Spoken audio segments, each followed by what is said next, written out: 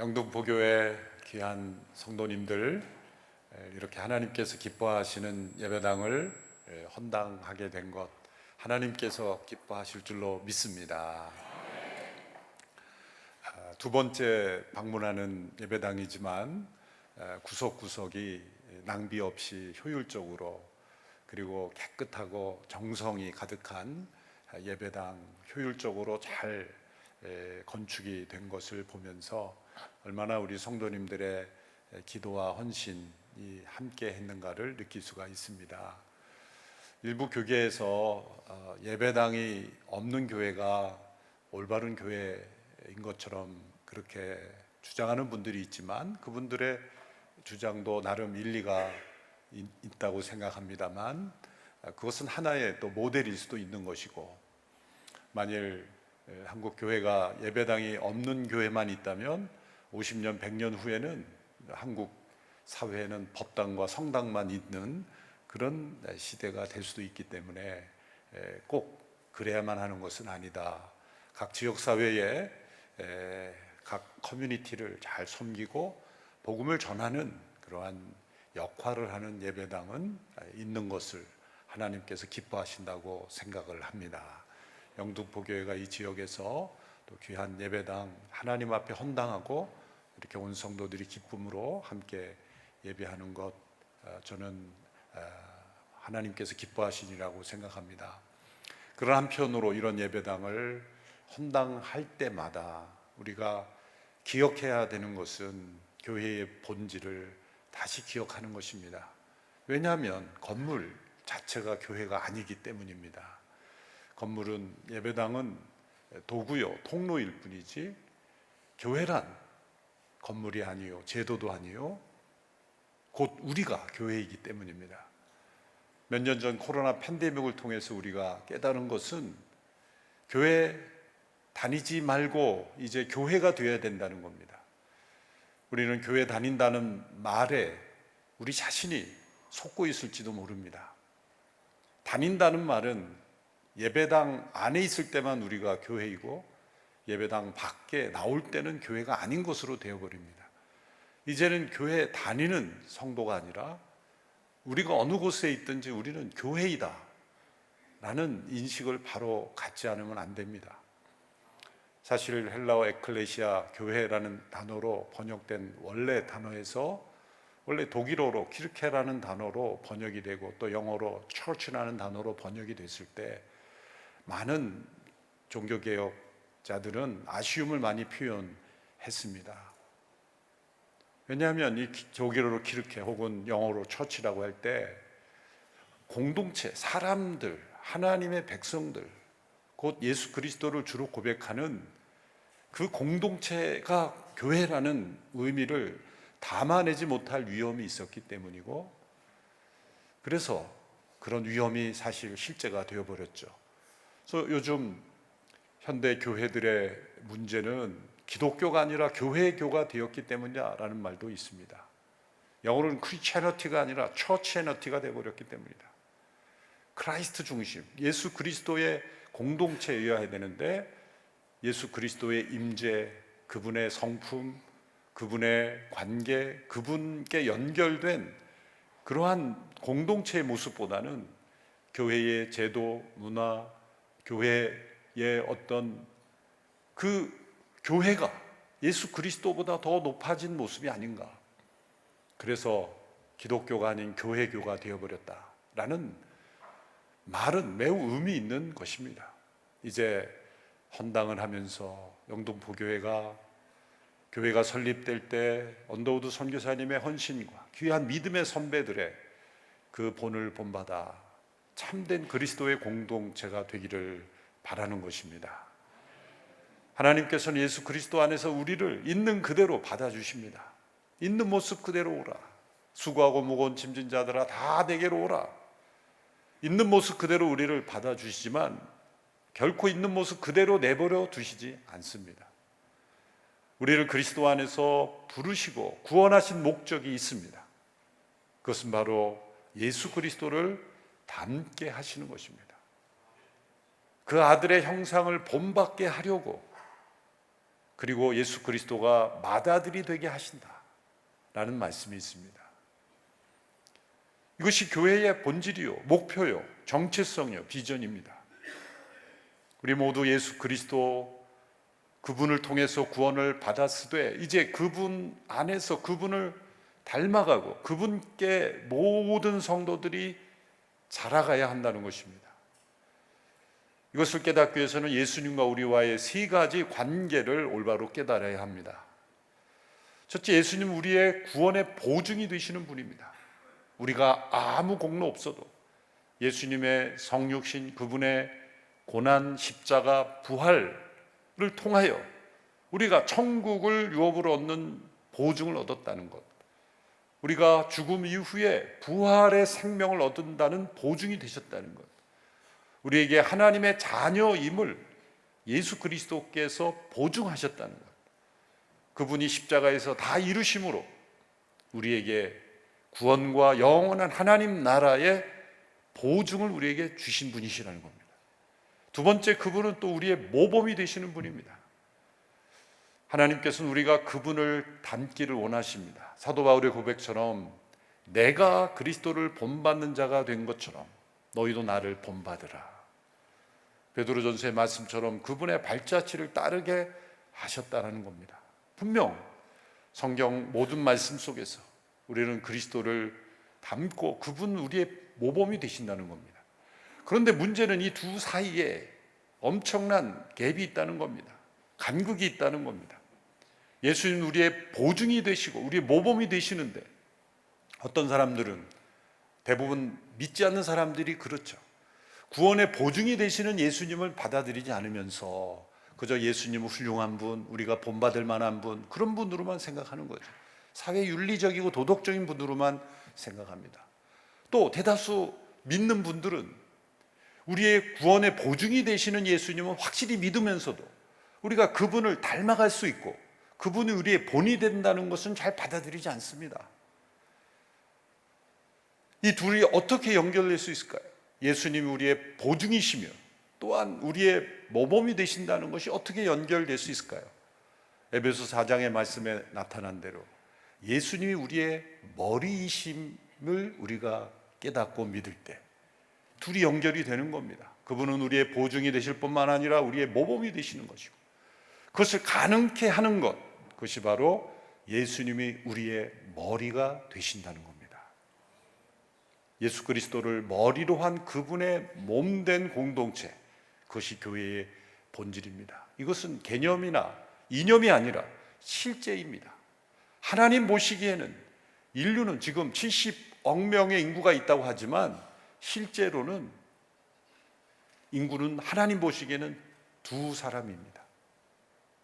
아담과 그리스도, 첫째 아담과 둘째 아담. 아담 안에서 모든 사람이 죄인이 되었고, 그리고 그리스도 안에서 모든 사람이 의인이 되었습니다. 구원받았다는 것은 아담의 몸에서 그리스도의 몸으로 옮겨가는 것입니다. 아담에게 속한 자들은 영원한 형벌이 있을 수밖에 없고 그리스도의 몸에 속한 자들은 영원한 생명이 있는 것입니다. 이것은 매우 실제적인 것입니다. 가시적인 제도적인 교회에서는 나타나지 않을 수도 있습니다. 때로 교회에 출석도 하지만 실제 그리스도의 몸의 한 지체가 되지 않을 수도 있습니다. 가시적 교회의 한계죠. 제도적 교회의 한계이죠. 그러나 그런 가시적이고 제도적 교회 안에도 실제 그리스도의 몸된 그 지체로서 변화되는 것이 그러한 제도와 교회적 교회로서 그 통해서 이루어지기 때문에 이러한 교회 제도와 또한 가시적 교회, 조지적 교회도 매우 중요한 것입니다. 전도의 통로가 되어야 되는 것이죠. 우리 모두 이제 귀한 예배당을 헌당하면서 우리 모두가 그리스도의 몸된 지체임을 다시금 우리가 얼만큼 실감하고 얼만큼 우리가 그분께로 자라가야 하는 길을 노력해야 하는 헌신이 되기를 바랍니다. 오늘 말씀의 범사에 그에게까지 잘할지라. 우리의 모든 예배 그리고 모임, 신방 모든 것이 다 그분께로 자라나는 그러한 과정이 되어야 하는 것입니다. 우리의 삶에서 일어나는 모든 고난, 때로는 이해하기 힘든 시험, 때로는 우리에게 다가오는 모든 축복, 모든 것이 다 하나님께서 가지신 계획은 그리스도에게로 자라가는 것입니다. 오늘 본문에서는 어떻게 그리스도에게로 자라가는지를 세 가지로 말씀합니다. 첫째는 각 성도들에게 은사를 주심으로 각 성도들이 서로 연결하여 서로 하나 되면서 서로를 세워간다고 말씀하고 있습니다. 오늘 본문 7절과 16절을 보시면, 먼저 7절입니다. 우리 각 사람에게 그리스도의 선물의 분량대로 은혜를 주셨다라고 말합니다. 또 16절을 보십시오. 16절은 같이 읽어볼까요? 시작. 그에게 온 몸이 각 마디를 통하여 도움을 받음으로 연결되고 결합되어 각 지체의 분량대로 역사하여 그 몸을 자라게 하며 사랑 안에서 스스로 세우느니라. 사랑 안에서 스스로 세운다라고 말씀합니다. 각 마디와 각 지체가 강조되고 있습니다. 부활하신 그리스도께서 우리에게 선물, 은사를 주신다는 겁니다. 특별히 어떤 부름받은 사역자만에게만 아니라 모든 성도들에게, 예수 그리스도를 주로 믿고 성령 받은 성도들에게는 은사를 주신다는 겁니다. 고린도전서 또 에베소서에 여러 은사들이 나오죠. 그중 가장 최고의 은사는 사랑이라고 말씀하셨습니다. 섬김의 은사입니다. 때로는 가르치는 은사도 있습니다. 그리고 다스리는 은사도 있습니다. 긍휼의 은사도 있습니다. 많은 은사들이 우리 성도들의 각자의 은사대로, 그 은사가 서로를 연결해서 세움으로 그리스도의 몸이 세워가는 것입니다. 모든 성도들을 우리가 소중하게 여겨야 되는 것입니다. 하나님께서 모든 성도들에게 적어도 한 가지 이상의 성령의 은사를 주십니다.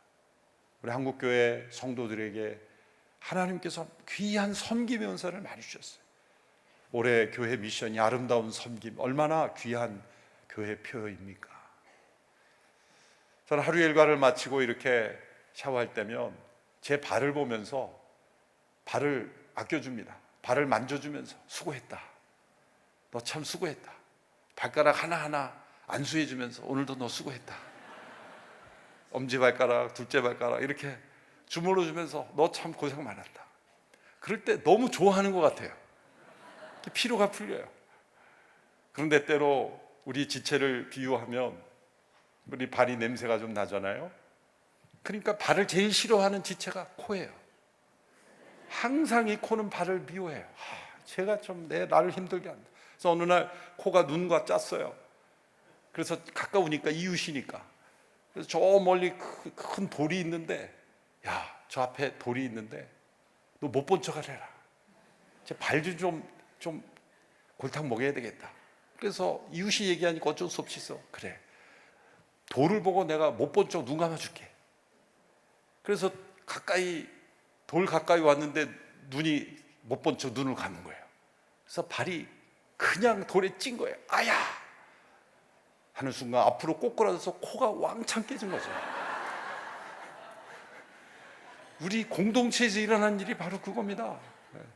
누군가 저 사람만 없으면 내가 행복할 텐데, 때로는 냄새 나는 것 같고 귀찮은 것 같고 힘든 그런 지체가 하나님 안에서 그의 은사로 어떻게 교회를 세우는지를 생각하지 않고 내 마음에 들지 않는다는 이유로 배척하고 그리고 미워하고, 그럴 때 사실은 내가 가장 큰 피해를 입고 있다는 거죠.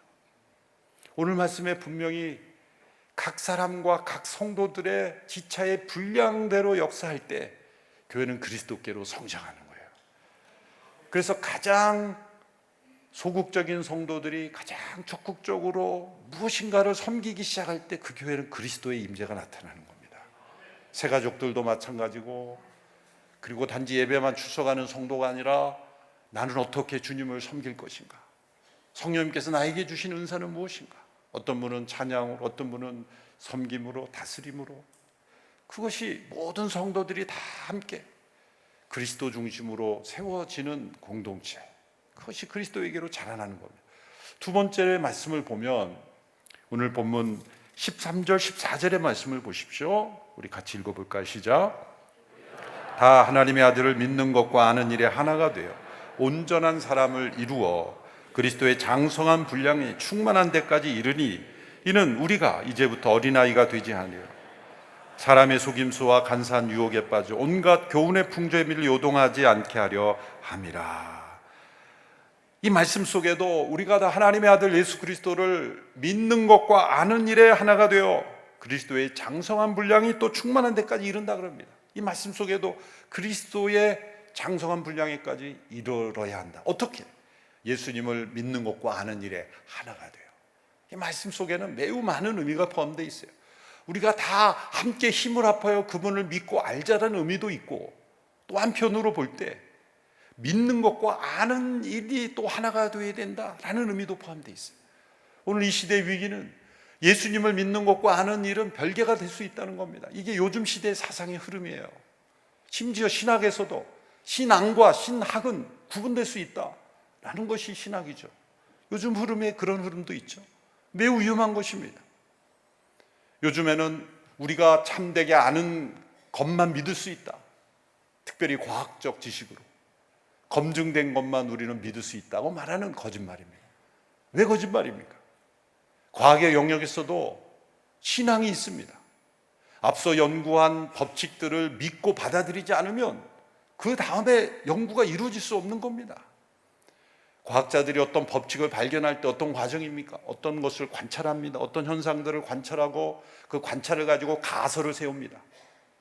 가설을 세우고 그리고 그것을 실험을 통해서 증명함으로써 이게 법칙이라는 거, 이게 과학 법칙이 발견되는 거예요. 그러면 가설을 세울 때 믿음이 있어야 가설을 붙잡고 투자를 하고 실험을 하죠. 그 가설에 대한 믿음이 없는 과학자가 투자를 할 수 있겠습니까? 시간을 내고 물질을 내서 그 실험을 왜 합니까? 이 가설이 분명하다는 믿음을 가지고 실험을 하는 겁니다. 아인슈타인이라는 유명한 과학자 쓴 어느 글을 보니까 사실 어떤 법칙이 나올 때 논리적인 과정보다는 중요한 것은 상상력과 직관이라 그랬어요. 그 법칙이 나오기 가장 중요한 요소는 상상력과 직관, 그것은 믿음에서 나오는 거예요.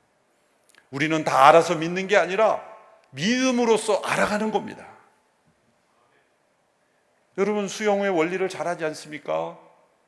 물에는 부력이 있어서 우리 몸을 맡기면 물에 뜬다는 거 듣습니다. 그런데도 물에 빠지면 허우적거리고 몸을 움직입니다. 부력에 자기 몸을 못 맡기는 거예요. 그래서 전혀 수영을 못하는 사람은 죄송하지만 믿음이 없는 거예요. 물에 몸을 맡기면 몸이 그래도 어느 정도는 뜬다 라는 것을 들었어도 안 믿는 거예요. 그래서 발버둥 치니까 점점 더 물에 빠지는 거죠. 우리의 삶의 모든 영역이 꼭 다 이해해야 믿는 게 아닙니다. 많은 지식이 믿음으로써 알아가게 되는 거예요. 예수 그리스도에 관한 신비, 우리가 머릿속으로 어떻게 다 이해합니까? 삼위일체 하나님의 신비 어떻게 다 이해합니까? 예수 그리스도의 기록된 복음서의 말씀이 진리라는 것을 믿음으로 받아들일 때 놀랍게도 그 말씀은 살아계신 하나님을 아는 지식이 되는 겁니다.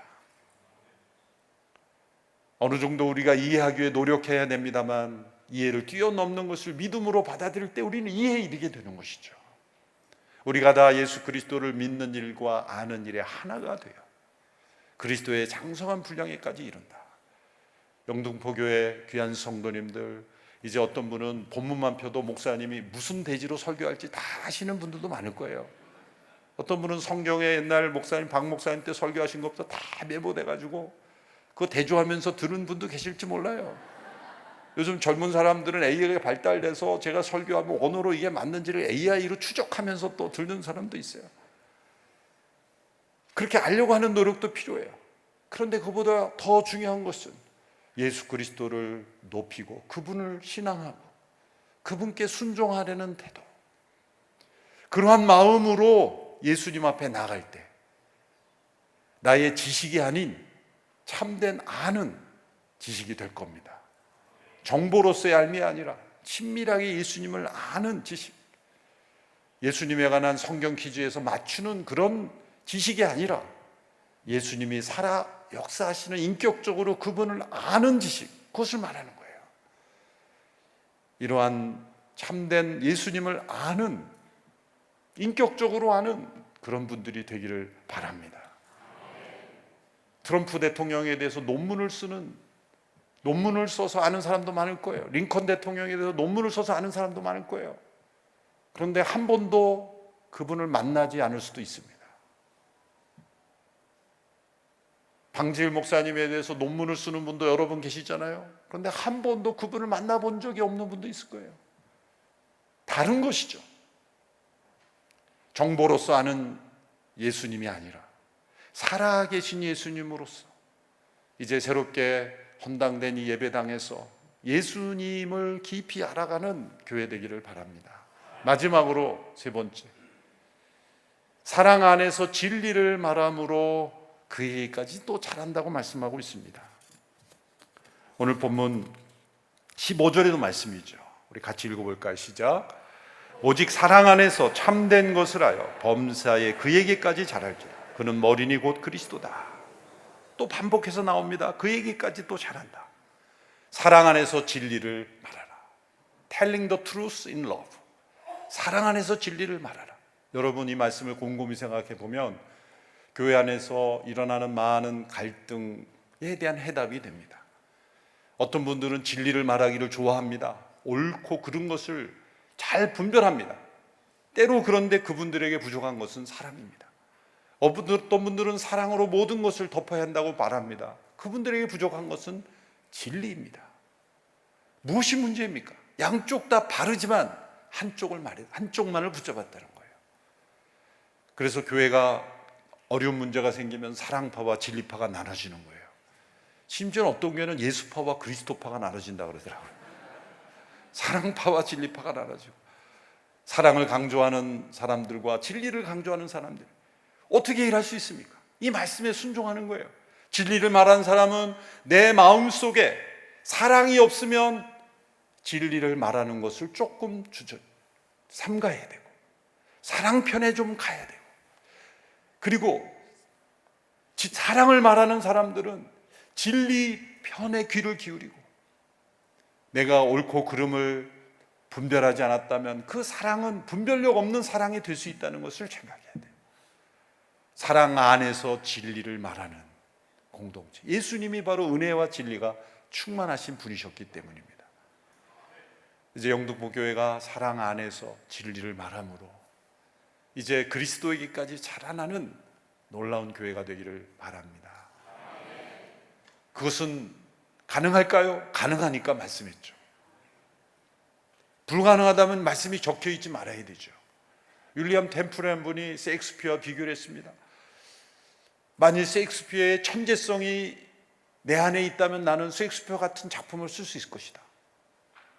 만일 예수 그리스도의 영이 내 안에 임하면 내가 예수 그리스도를 닮아갈 수 있을 것이다. 그런데 기쁜 소식은 셰익스피어의 천재성은 내 안에 들어올 길이 없다. 그러나 예수님의 영은 내 안에 들어올 수 있다. 놀라운 건 아닙니까? 그러나 우리 셰익스피어는 될 수 없어도 예수님을 닮은 사람은 될 수 있다는 거예요. 우리 영등포 교회는 이미 예수님을 잘 닮아가고 있는 성도들이기에 앞으로 계속해서 예수님께 더 자라가는 귀한 교회 되기를 바랍니다.